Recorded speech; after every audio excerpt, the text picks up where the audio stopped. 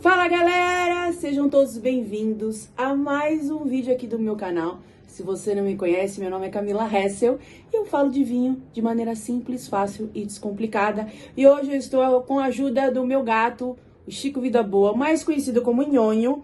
E hoje a gente vai dar dicas para você começar a montar a sua adega. Fica aí. Produção, roda a vinheta.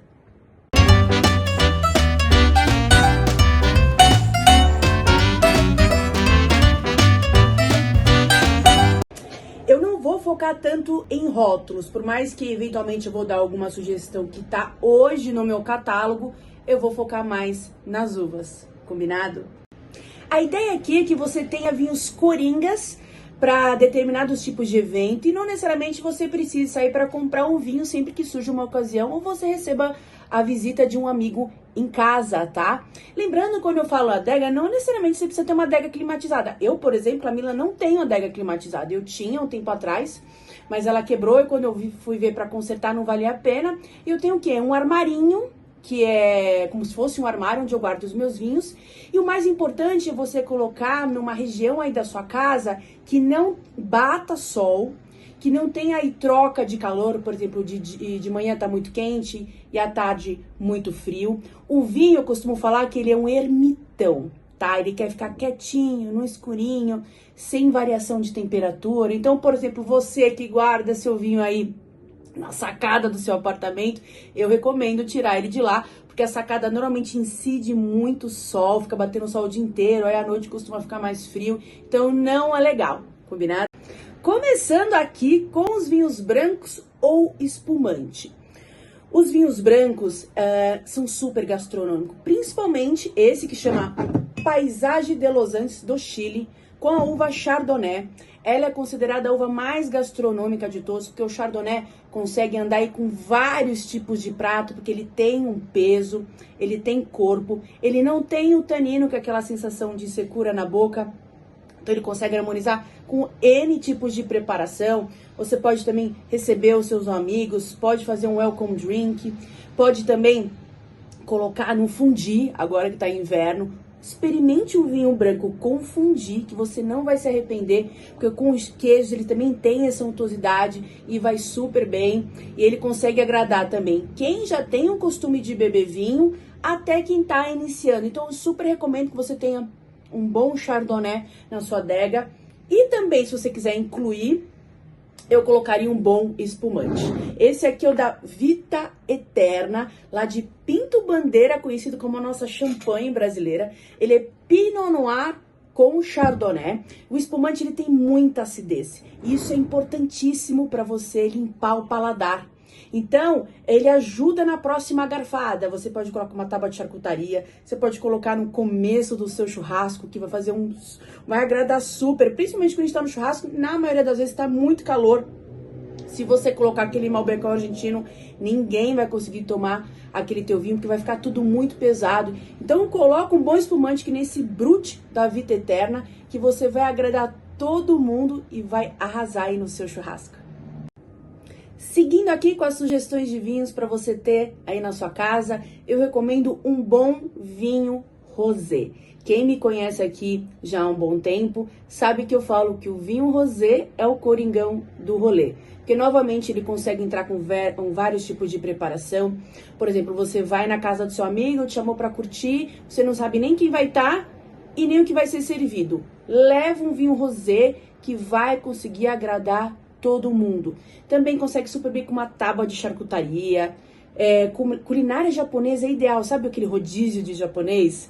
Que vai ter desde fritura, preparações cruas, diversos tipos de molho. O rosé geladinho também consegue agradar. Também agrada desde que já tem uma certa litragem, a quem tá começando no mundo do vinho. Inclusive o rosé é o estilo de vinho menos consumido no mundo, você acredita? E também é muito associado a mulheres. Então vamos deixar esse estigma de lado, vamos colocar mais o rosé na nossa mesa, que eu tenho certeza que você vai se apaixonar. Esse aqui é o Paisagem de Los Andes.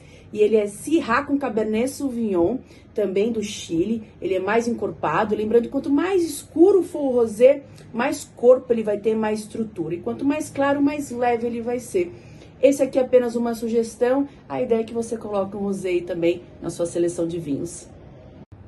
Agora, entrando na pegada dos tintos, eu te recomendo que você tenha um tinto leve, que também vai conseguir te ajudar em N situações e também para aquele amigo ou aquela pessoa que só toma vinho tinto. Eu começaria aí pelo um bom Pinot Noir, que tem pouco tanino, ideal para noites quentes. Você pode servir ele até um pouquinho mais gelado, né? Nós temos a Meca na Borgonha, na França, mas a gente sabe que também são muito caros. Aqui no Brasil, principalmente na Serra Catarinense, tem ótimos Pinot Noirs. No Chile você encontra também.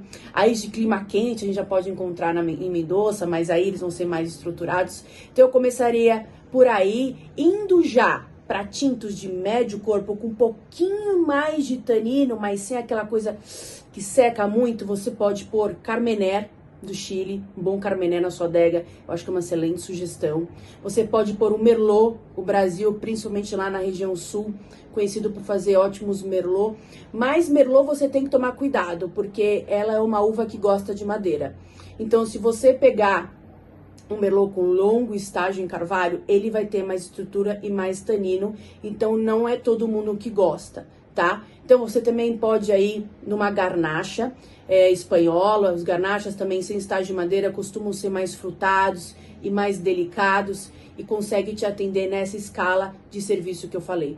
Aqui eu trouxe um sul-africano, mas eu não trouxe a Pinotage, que é a rainha de lá. Eu trouxe um blend de Syrah, Mourvèdre e Viognier.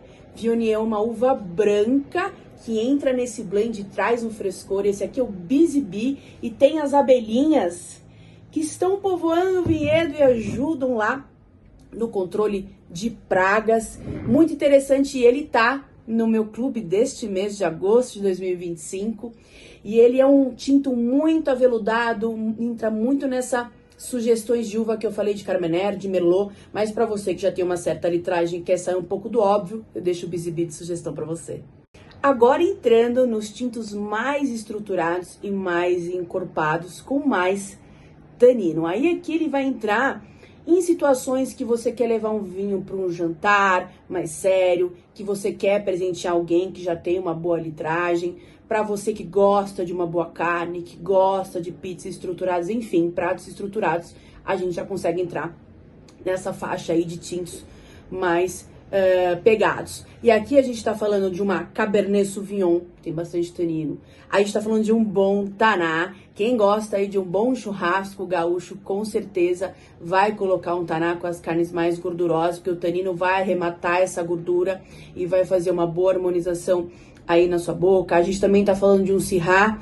Syrah aqui, mais com molhos mais com bastante especiaria. A gente tá falando de uma Cafta, vai super bem com o Syrah. E eu trouxe aqui como sugestão um Negro Amaro, esse é da Vila Motura, que entrou agora no meu portfólio, já com bastante estágio em carvalho, e o carvalho também aporta tanina, aporta estrutura, mas ele também dá uma domada nos taninos. E a Negro Amaro, ela vem do latim, quer dizer duplo escuro, ou seja, uma uva com bastante pegada, vem lá da Puglia, sul da Itália, um vinho aí mais diferentão para você provar, uma uva diferente, mas para você provar. E aqui ele vai super bem, sabe, com aquela costela com molho barbecue, faz um match perfeito com esse vinho. É um vinho até que precisa respirar, se você quiser colocar um decanter. Inclusive, se você tem dúvida de como utilizar o decanter, comenta aqui para eu fazer um vídeo sobre isso. Então, essas uvas que eu falei, inclusive a Negro Amaro, é uma ótima sugestão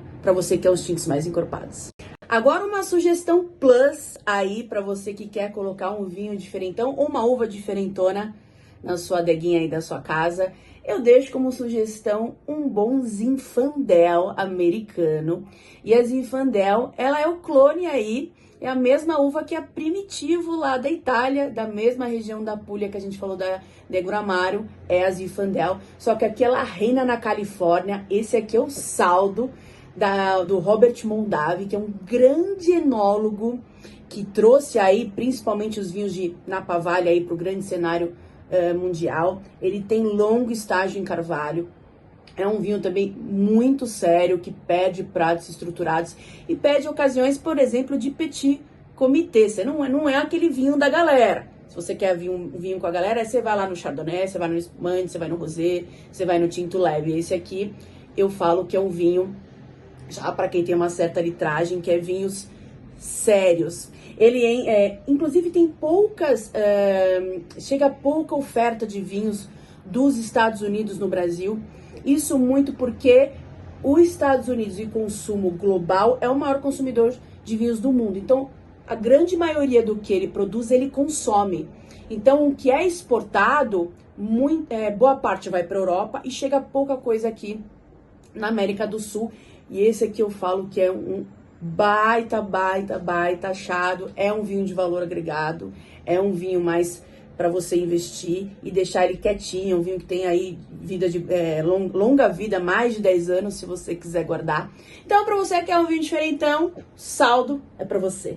Então é isso, galera. Espero que tenham gostado das sugestões para você iniciar, montar a sua adega. Ou que você já tenha vinhos na sua casa, possa agora selecionar de acordo com as dicas que eu deixei aqui para você. Então, brancos, espumantes, rosé, tinto leve, tinto encorpado, cada um para sua ocasião, cada um para o seu momento, para facilitar, porque vinho tem que estar no nosso dia a dia, vinho tem que estar na nossa mesa. O brasileiro aí toma muito pouco vinho, menos de 3 litros por ano, tá, galera?